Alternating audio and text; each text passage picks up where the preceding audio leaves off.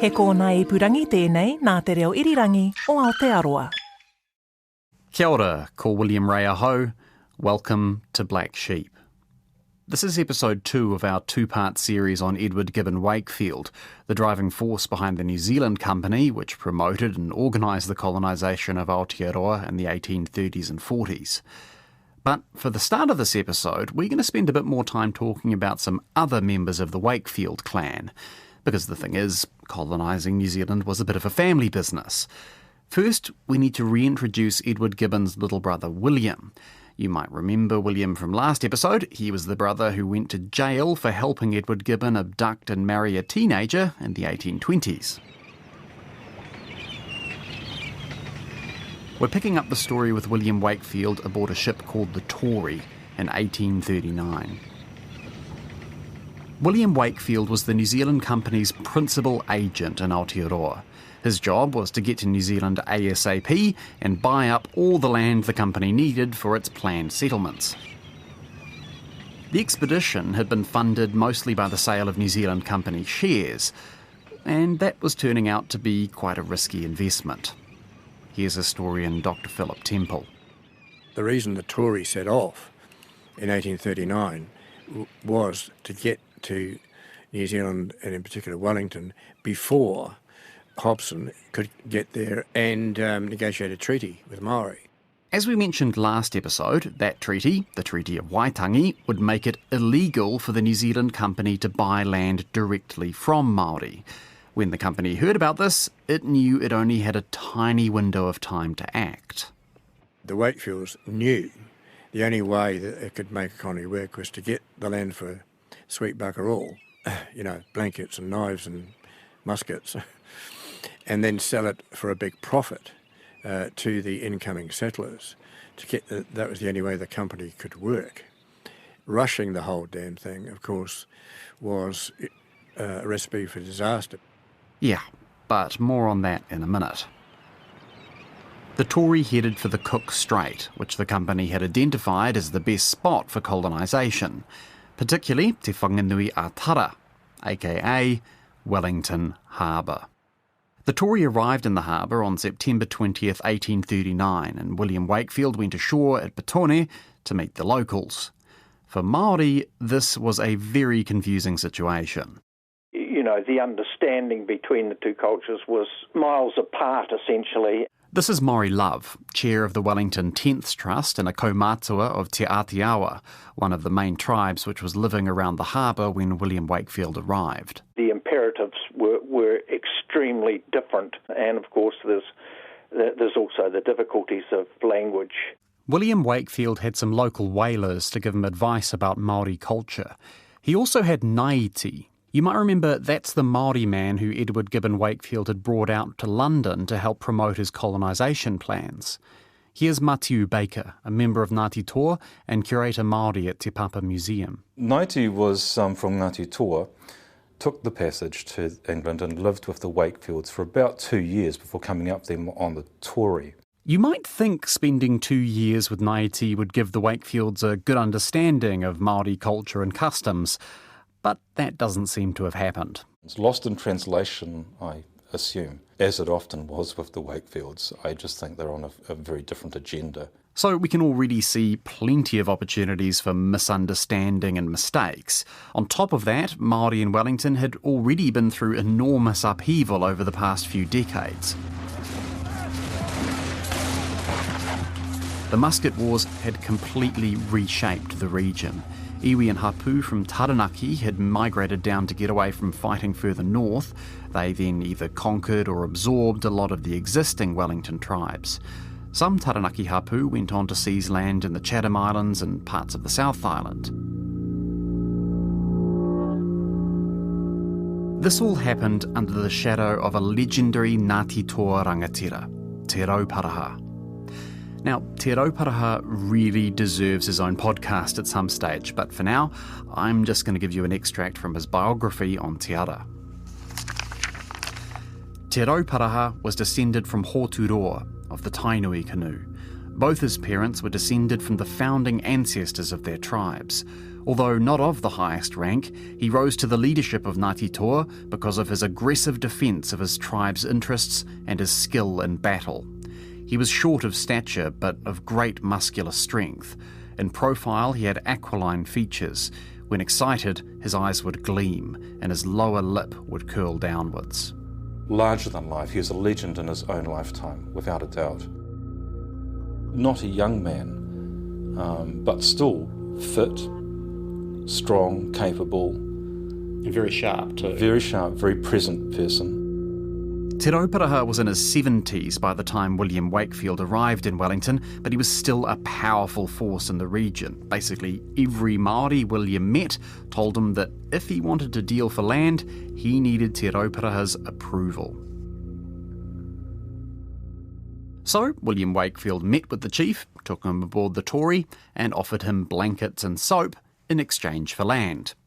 Te Rauparaha was not keen on this deal.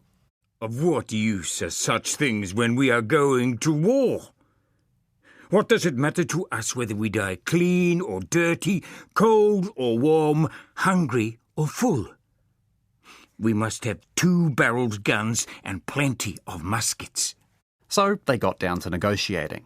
The New Zealand Company's proposal was that if Māori agreed to sell their land, they'd get an upfront payment in trade goods, plus they'd retain ownership of 1/10 of the land in the new settlement. The company argued that the value of that 1/10 would rise massively once the colony took off, and the tribe could then either continue to live in the town or sell off their land at a massive profit.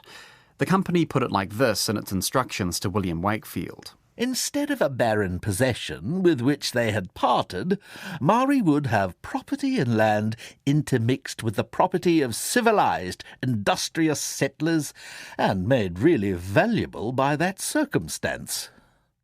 This is where we hit a couple of really big problems. And these are problems which affected the New Zealand Company's land deals all over the country, not just in Wellington. First, like we mentioned earlier, Māori had no concept of buying and selling land, so this whole idea of land speculation made absolutely no sense to them. Matthew Baker. There's no sense that they were selling it outright. Rather, they were allowing another party to buy into living with them. I mean, you get the feeling that in Pākehā terms, it's more like a long-term lease of land than a sale of land. That's right. I think that's how our tūpuna really perceived it. The other big problem was that most Māori simply did not believe William Wakefield when he told them how many Pākehā would be coming to live in these settlements. Māori had no real conception, and it changed, of course, very rapidly, of the numbers that would arrive. The New Zealand Company eventually sent more than 15,000 people to Aotearoa. That would have been roughly 20% of the entire Māori population at the time. You can see why Māori might have found that unbelievable. Anyway, William Wakefield's expedition was basically a success. Setting aside the whole issue of whether he'd really bought land, he at least got permission from Māori to establish the settlements, which we now know as Wellington, Petone, Porirua, Nelson and New Plymouth.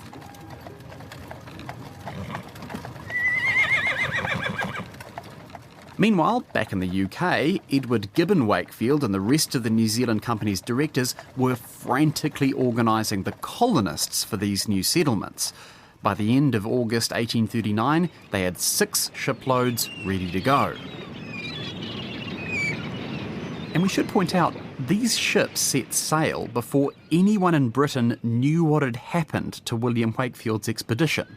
Like, you could easily have had a situation where the colonists rocked into Wellington Harbour only to find the Tory had sunk in a storm and never reached New Zealand, or that Māori had rejected the company's land deals. The whole thing's ridiculous. When you look at it, you think, my God. But we still have companies formed which promise the earth and people still go along with it, then discover in the end, oh, hang on, this is not quite what we were expecting. And then, of course, when the settlers get there, I mean, it's not a complete disaster, but they run into some pretty significant problems really quickly, not the least their first settlement site being on the floodplain of the Hutt River. Yeah, well, there you go. I mean, making these planned settlements on sites of which they had no knowledge whatsoever, and just assuming that it would work. I mean, the whole thing's slightly crazy, but... And then you've got the perspective of the local Māori, many of whom have actually not been consulted at all about any of this, have all of these white people turning up in these giant boats, offloading themselves and going, where the hell did these people come from? Yeah, it's slightly amazing, actually, when you sort of think about it. On the one hand, it is absurd, and certainly not taking into account the ideas of the local people. But then on the other hand, you have to say, wow, fancy doing that, fancy setting off. This is before the age of steam or telegraph or anything, in a bunch of sailing boats and going to literally the other side of the world and saying, okay, we're going and we're going to make a life there and actually create relatively civilised settlements. I mean, that's astonishing. It's a bit like saying, as will happen in 50 years' time, right, we're off to Mars, you know. It was almost the 19th century equivalent. So, while the settlers were struggling to cope with the 19th century equivalent of life on Mars, and while Māori were struggling to cope with the settlers, something else was happening which would change Aotearoa forever. Hei iwi tahi tātou. We are now one people. On February 6th, 1840, Lieutenant William Hobson and more than 40 Māori rangatira signed Te Tiriti o Waitangi, the founding document of Aotearoa, New Zealand. Hobson went on to proclaim sovereignty over the whole of the North Island by unanimous consent, even though several iwi refused to sign the treaty. He also claimed sovereignty over the South Island without consulting Ngāi Tahu. And this all basically happened because the British government was under huge pressure to take control of New Zealand before anyone else could. When Hobson proclaimed sovereignty over the South Island, this was to do because the French were establishing a settlement in Akaroa. And the French weren't the only ones pushing the British government towards a greater role in New Zealand. There was pressure coming from Māori, and Māori it was for somebody to deal with the unruly Europeans, the sealers and whalers and so on. And finally, the British government finds out that the New Zealand Company was planning to ship thousands of its own people to this country. And once they got here, for all intents and purposes, they'd be beyond the reach of British law. Wellington really was the transaction that forced the hand, and something needed to be done. But as Dr. Temple said earlier, rushing the whole thing was a recipe for disaster. Famously, the Treaty of Waitangi was written and translated basically overnight. The signing ceremony was chaotic, and problems with mistranslation caused all kinds of problems later on in our history. It kind of makes you wonder, could things have turned out better if the New Zealand Company hadn't forced the British government to act in such a rush? I put that question to Maury Love.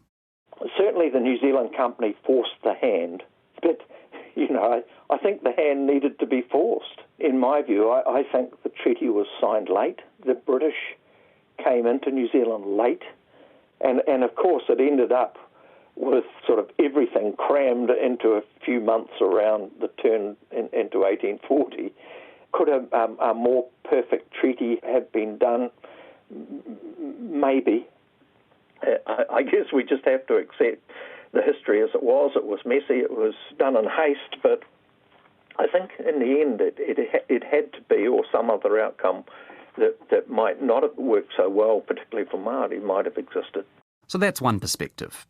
Let's get back to the story. The signing of the treaty meant some serious roadblocks for the New Zealand Company. For one thing, William Hobson, now Governor Hobson, promised that all pre-treaty land sales would be investigated and any dodgy deals would be revoked. That was a scary prospect for the New Zealand company, because a lot of the deals it had signed with Māori were very dodgy indeed. William Wakefield and the other company officials did all they possibly could to undermine and obstruct Governor Hobson's investigations, refusing meetings, delaying court proceedings and degrading Hobson in print with quotes like this. Incompetence is stamped upon every act by Governor Hobson. Our interests have been daily sacrificed to the inability, pique, partiality or indifference of the man. Governor Hobson clapped back, basically accusing the company of fraud. The company continues to sell towns in England which are beyond the actual wants of the colony and are used merely as a means of carrying on gambling speculations by persons who never dream of becoming colonists.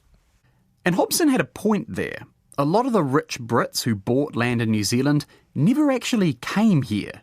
They were just sitting on their land, hoping to sell it for a profit when prices rose, the first in a long, proud tradition of New Zealand property speculators. This was a big problem for the New Zealand company. Edward Gibbon Wakefield's whole theory of colonisation depended on rich people migrating to his new colonies. They were supposed to fund the infrastructure, set up businesses, create jobs. Without them, unemployment was rising, and the company was running out of money for relief payments. The colonists weren't happy. This was a long way from what they'd been promised in the company's brochures. There were strikes and protests and angry petitions. And then there were physical problems, like with Nelson not having enough flatland to turn it into a self-sustaining agricultural settlement. Nelson was under the leadership of yet another Wakefield sibling, Arthur Wakefield. Like we said, colonising Aotearoa was a bit of a family business. By this point we had Arthur Wakefield in charge of Nelson, William Wakefield in Wellington, plus Edward Gibbon Wakefield's son, Jerningham Wakefield, roaming around Whanganui. We could do a whole other episode on Jerningham Wakefield, but for now, let's stick with Arthur. Arthur Wakefield was desperate to find more farmland to make Nelson viable, and in 1843 he thought he found a solution. His brother William had bought a deed to land in the Wairau Valley from the widow of a sailing captain called John Blenkinsop. Arthur sent out an expedition which reported the valley was perfect for farming.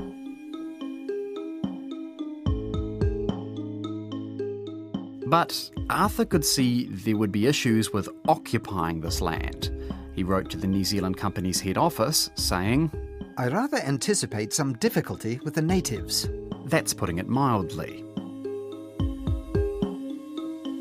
Matiu Baker says the problem was that Ngāti Toa believed this document, the John Blenkinsop deed, was a work of complete and utter fraud. It was an absolutely duplicitous document. It's unequivocally. Certainly from the perspective of Te Rauparaha, the conversation that he had with Blenkinsop was about an agreement to provide access to land, to provide resources to support him, for example, water, timber, things of that nature, in exchange for a cannon. Ngāti Toa were never able to get that cannon to work. It was a bit old and rusty, and it's still sitting outside the Marlborough District Council building today. Blenkinsop, for his part, went away and wrote up a comprehensive deed of sale for everything.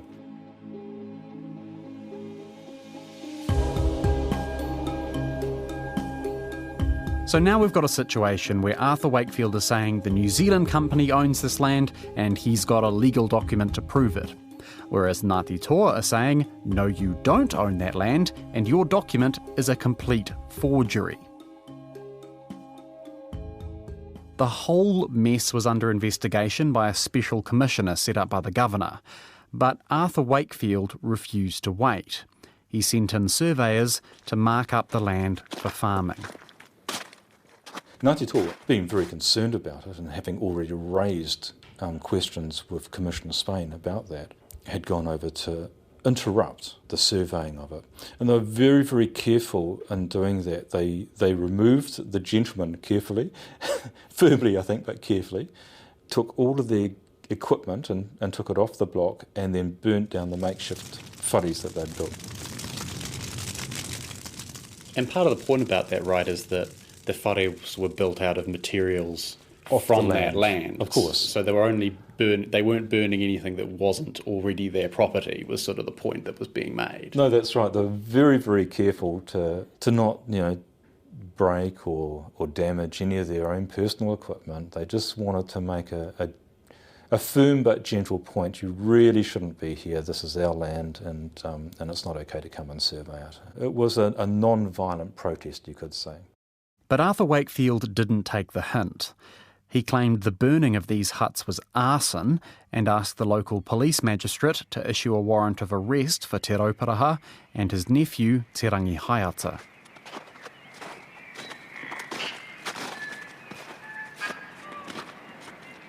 The group Arthur took to arrest the Ngāti Toa chiefs were a motley mix. There was Arthur himself, the editor of the local newspaper, the local storekeeper and chief surveyor, plus a group of labourers.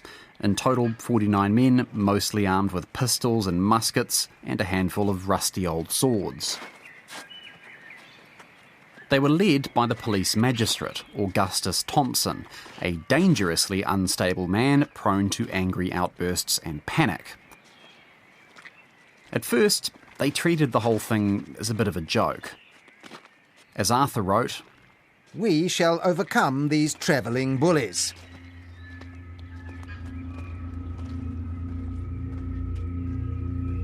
But Arthur Wakefield had badly underestimated Ngāti Toa. Arthur and his men arrived at the Ngāti Toa camp on June 17th, 1843. And of course, Raha and Rangi Haiata are not there on their own. They're there with the company of probably 20, 30, 40, 50 other people. There's a small community of people there, men, women and children. Just in case things went sour, Te Rauparaha sent some warriors to take cover in the surrounding scrub and bushes. Arthur and Thompson marched up, brandishing handcuffs and demanding the two rangatira surrender. I get the sense that they were surprised as much as anything, to be honest. They were somewhat indifferent to the demands that they should allow themselves to be manacled, taken away and interrogated. Te Rangi Haiata is said to have yelled out, "What do you want with Rangi Haiata? Does he come to arrest you? Does he go to England to take your land? Has he destroyed your tents or anything belonging to you?" They responded directly to both Wakefield and Thompson, saying, well, we're here now as men under the sun. We can talk about this now. We don't need to be manacled. We don't need to be taken away to discuss this. We can resolve it together. But Wakefield refused to listen. Thompson ordered their men to fix bayonets. Arthur Wakefield yelled, "Forward, Englishmen! Forward!" But most of the rest of the deputised company are still across the Tuamarina River. There's a waka canoe that sort of bridges the river, relatively narrow river at that point. And as they're using that to cross the river, it would appear that one of the men, and these are not professional soldiers, they're farmers, labourers, they're just very, very ordinary people with no military experience whatsoever. And probably very little familiarity with arms, really. One of them accidentally discharges his weapon.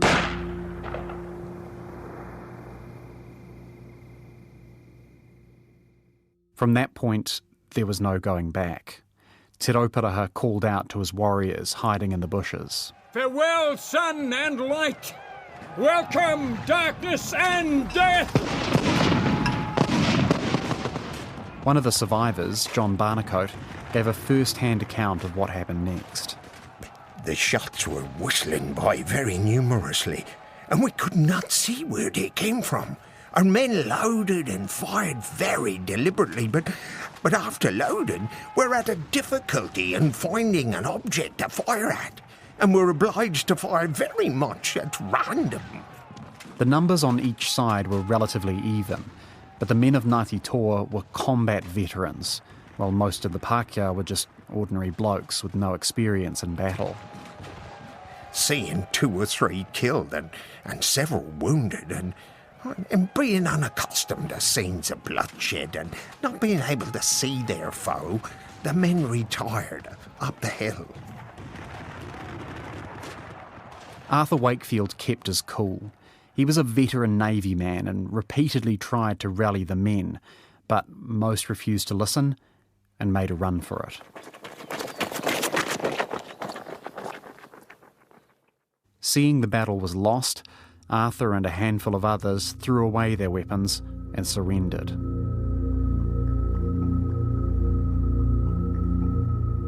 The Ngāti Toa chiefs argued over what to do with the prisoners. Te Rangi Haiata insisted they should all be executed. And that's because, in the middle of the fighting, a stray musket ball had hit a Māori woman directly between the eyes and killed her. Her name was Te Rongo Pāmamao. I mean, it's just the most strangest coincidence. It's almost a tragic comedy of errors, but Te Rongo happens to be the wife of Te Whaiti. If you're wondering why that's such a weird coincidence, it's because Te Whaiti is another name for Ngāiti. That's the Māori man who'd advised the Wakefields in their efforts to buy land in New Zealand. He'd just recently died, so his wife, Te Rongo, had been taken into Te Rangi Haiata's household. Because Te Whaiti and Te Rangi Haiata are first cousins and very closely related, and she is under his direct care and responsibility. So her death sends him off into something of a rage, and he's now culturally obligated to seek redress, cultural redress, or utu. By all accounts, Te Rauparaha petitioned Te Rangi Haiata to leave things as they were, that there were deaths on both sides. Both peoples had suffered, and that no more killing should probably transpire. But Te Rangi Haiata was hearing none of it. Let the white people be killed for our sister. They have meddled and without cause have killed a woman in war. He's unable to account for her death and check Te Rangi Haiata in exercising utu as he has an absolute right to. And Te Rangi Haiata at that point was set on that path. Te Rangi Haiata killed Arthur Wakefield personally, smashing his head open with an axe.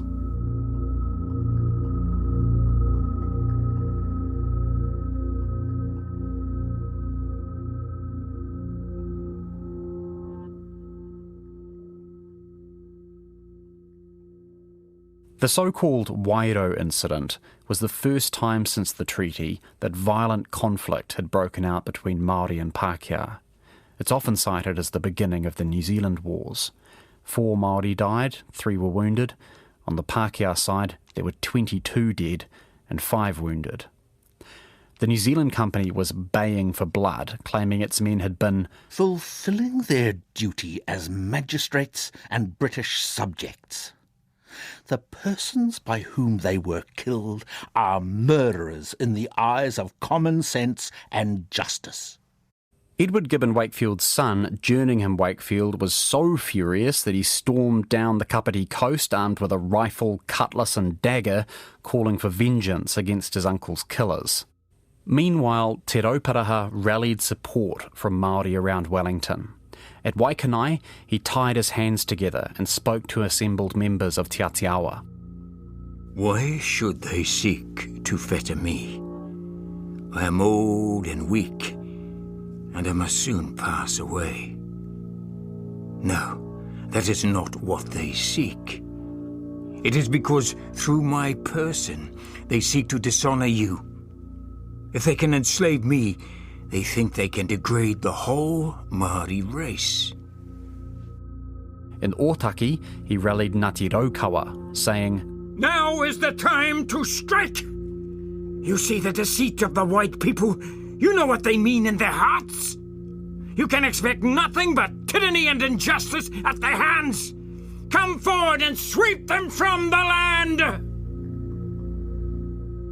It was a very tense situation. But the new British governor, Robert Fitzroy, knew he simply didn't have the resources to fight a war. Plus, Governor Fitzroy quickly worked out that the New Zealand company had acted completely illegally at Wairoa. He raced down to Wellington to smooth things over with Ngāti Toa. In the first place, the white men were in the wrong. They had no right to survey the land. They had no right to build the houses on the land.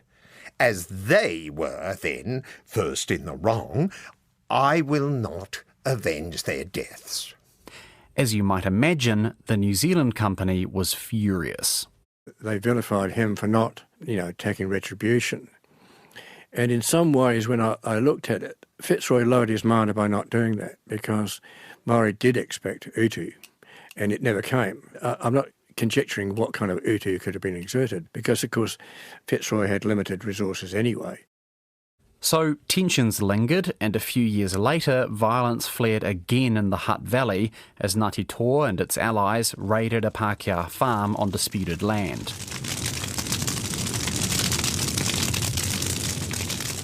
But by this point, Governor George Grey had taken charge, and he had a lot more troops under his command.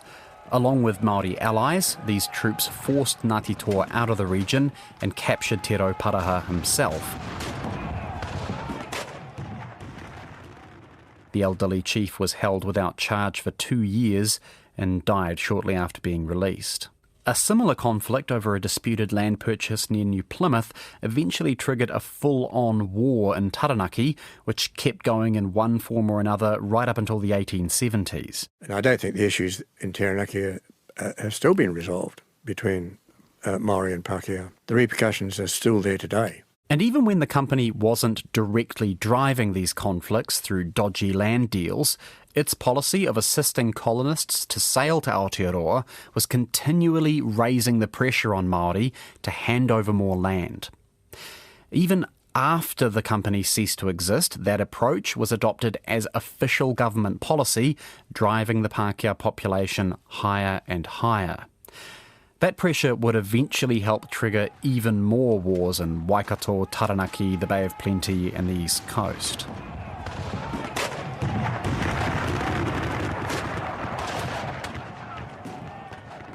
While all this was going on, Edward Gibbon Wakefield was continuing to pull the strings behind the scenes. He helped coordinate the New Zealand Company's final settlement in Christchurch. By the way, that's the only New Zealand Company settlement which didn't end up at the centre of an armed conflict with Māori. Wakefield also spent quite a bit of time in Canada dealing with colonial politics over there. But around this time, he was hit by some very serious health problems. A couple of strokes, I think, and he was devastated by the death of Arthur. The whole family was. Meanwhile, basically all of his relatives had headed to New Zealand. Not just William, Arthur and Jerningham, but also his two other brothers, Dan and Felix, plus a whole bunch of nieces and nephews and wards. Like we said, colonising New Zealand was a bit of a family business.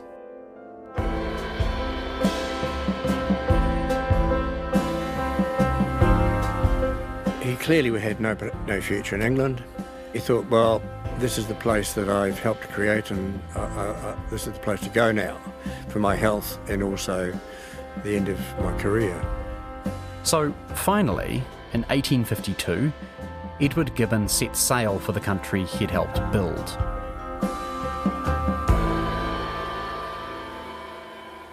It was the first time he'd ever seen New Zealand in person. And at first, he was really happy with what he'd found. The health of the people. Some ladies appear 10 years younger than when I parted from them in London. The productivity of the farms. Really tropical in quantity and rapidity of growth. the egalitarianism, the hard-working industry of the upper classes and luxurious independence of the common people. But the settlers weren't so positive about him. Like we mentioned earlier, the New Zealand Company's idea of having capitalists emigrate to New Zealand had not really panned out. Huge numbers of colonists were unemployed and felt like they'd been tricked by the company. In fact, by the time Wakefield arrived in Canterbury, the company had basically collapsed under its debts and surrendered its charter back to the British government. Turned up in Canterbury and got booed, so to speak, because of the various problems that had occurred for the settlers. Plus, you'd had all this conflict with Māori. It kind of felt like all of Wakefield's theories of colonisation had been great on paper, not so great in the real world. But Wakefield wasn't ready to concede defeat. He thought the problem was a lack of unified leadership. General narrow-mindedness. Everybody's idea seems to be localised to his own part of the country. I have not met one person as well acquainted as I myself am with New Zealand in general. The solution was to enter politics himself and directly steer the country forward. Wakefield ran for the Hutt electorate, painting himself as a champion of the working class.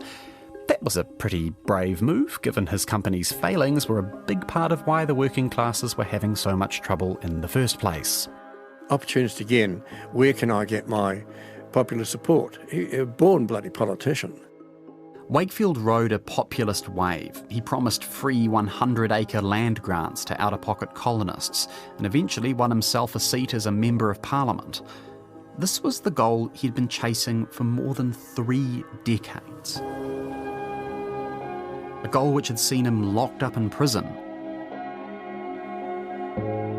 A goal that led to the death of his brother.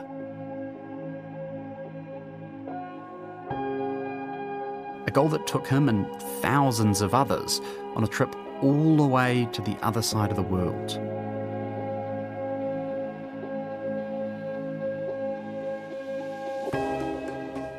In 1854, Wellington held a Founders' Festival.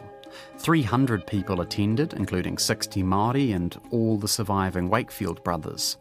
They raised their glasses to toast the original founders of the colony and Mr. Edward Gibbon Wakefield.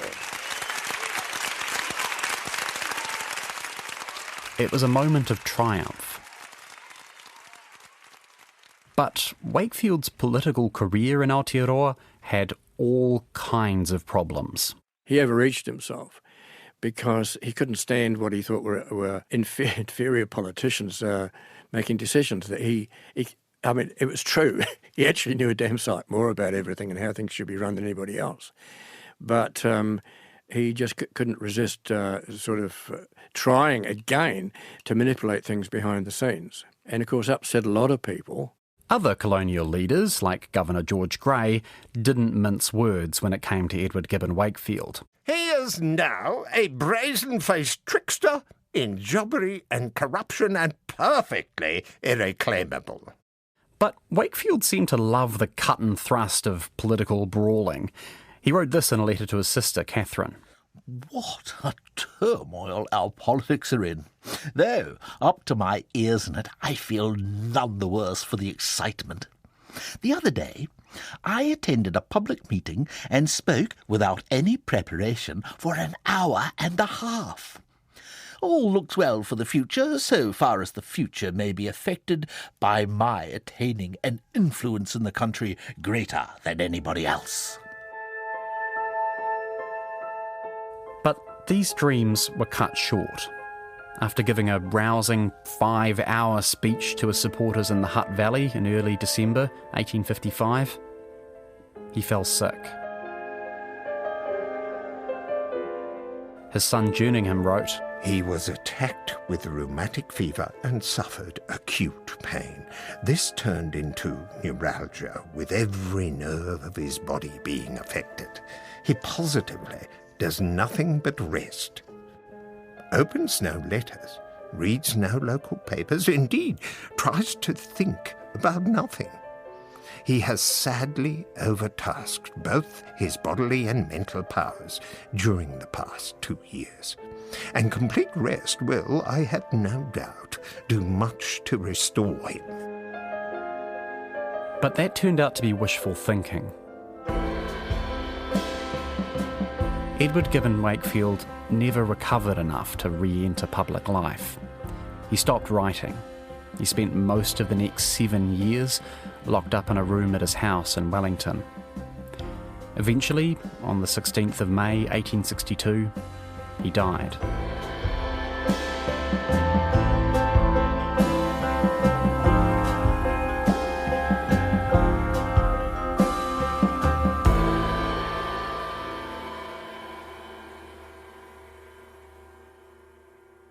So, what do we say about Edward Gibbon Wakefield?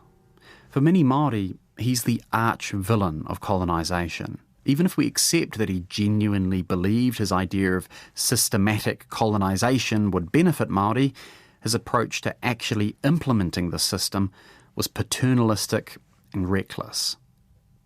But would things have been any better if someone else had led the colonisation of Aotearoa? There was almost no chance that there wouldn't have been some form of colonial settlement in New Zealand. That would have happened, period. And of course it had a detrimental effect. There is no example, to my knowledge, of any greater power invading or colonising another territory with Indigenous people where the Indigenous people come off okay. So we could just dismiss Edward Gibbon Wakefield. After all, if it wasn't him, it would have been someone else, right? But his unique personality and ideas undeniably had a role in shaping modern Aotearoa.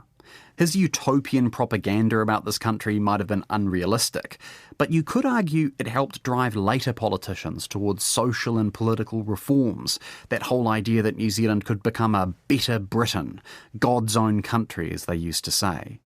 Also, as a Pākehā, I have to acknowledge that Wakefield's the whole reason my ancestors were able to get to Aotearoa. His ideas for assisted immigration were eventually adopted as official government policy. It was still in force all the way up to 1975. There are probably more than a few assisted migrants listening to this show right now.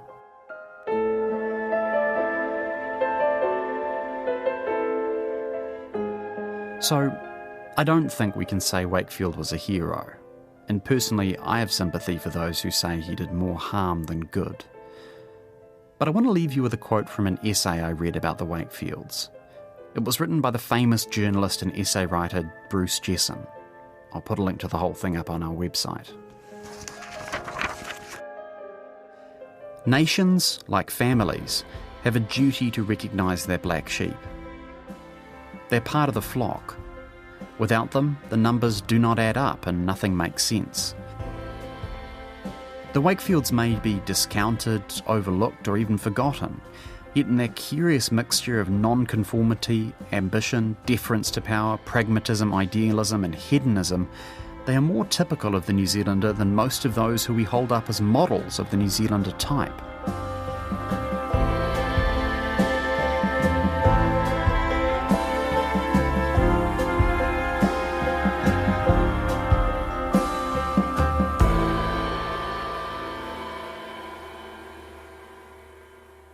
Very special thanks to my guests, Māori Love, Matthew Baker and Philip Temple. For more information about the Wakefields, check out Dr. Temple's book, A Sword of Conscience. Black Sheep is written by me, William Ray. The executive producer is Tim Watkin and our sound engineer is Jason McClellan. We had voice acting help from Duncan Smith, Adam McCauley, Colin Peacock and Jim Moriarty. If you like this show, please subscribe and give us a rating on Apple Podcasts. Also check out RNZ's other great podcasts. We have a new one out at the moment called NZ Hip Hop Stand Up. It looks at the stories behind some of Aotearoa's most influential hip hop tracks. And now, Lexus presents A Short Holiday Tale, Little Jack stood on his doorstep staring in disbelief. The toy car he planted in the snow the night before had somehow turned into a full-size Lexus RX, topped with a giant red bow.